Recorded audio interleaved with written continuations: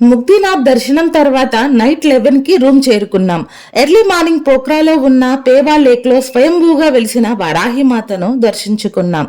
ఆ తర్వాత పోఖ్రాలోనే ఉన్న వింధ్యవాసిని టెంపుల్, అలాగే Mukteshwar Mahadev cave and devil's falls చూసుకుని నైట్ గోక్రా చేరుకున్నాం.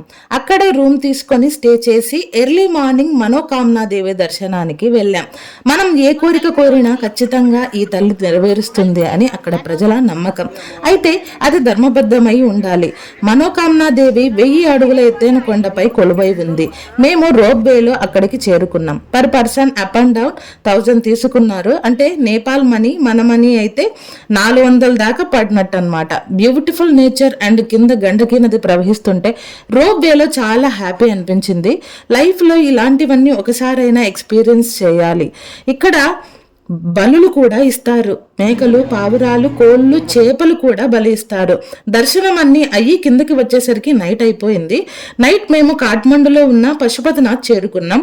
గోక్రా నుంచి కాఠ్మండుకి 3 hours పైనే పట్టింది. నేపాల్ మొత్తం రోడ్స్ చాలా దారుణంగా ఉన్నాయి. పశుపతినాథ్ దర్శనం తర్వాత మేము గుహేశ్వరి శక్తిపీఠం దర్శించుకున్నాం.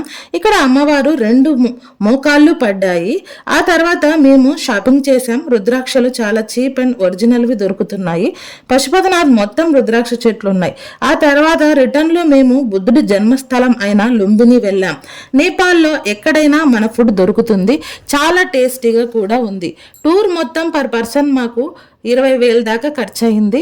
శివశక్తి ఆశ్రమం వాళ్ళు నేపాల్ మొత్తం తెలిసిన డ్రైవర్ని పంపడం వల్ల మాకు నేపాల్ మొత్తం 1 weekలో చూపించేశాడు. మాకు చాలా ఈజీ అనిపించింది. అది కూడా తక్కువ బడ్జెట్ అనిపించింది అనమాట. సో ఈ ఇన్ఫర్మేషన్ ఎవరికైనా షేర్ చేయండి, యూజ్ అవుతుంది. అలాగే ప్లీజ్ మన ఛానల్ని సబ్స్క్రైబ్ చేసుకోండి. చాలా కష్టపడి ఈ వీడియోస్ చేస్తున్నాను. అలాగే నోటిఫికేషన్ ఆన్ చేసి పెట్టుకోండి. ఏదైనా డౌట్స్ ఉంటే కామెంట్ సెక్షన్లో నాకు తెలియచేయండి. తప్పకుండా నేను ఆన్సర్ ఇస్తాను. Thank you.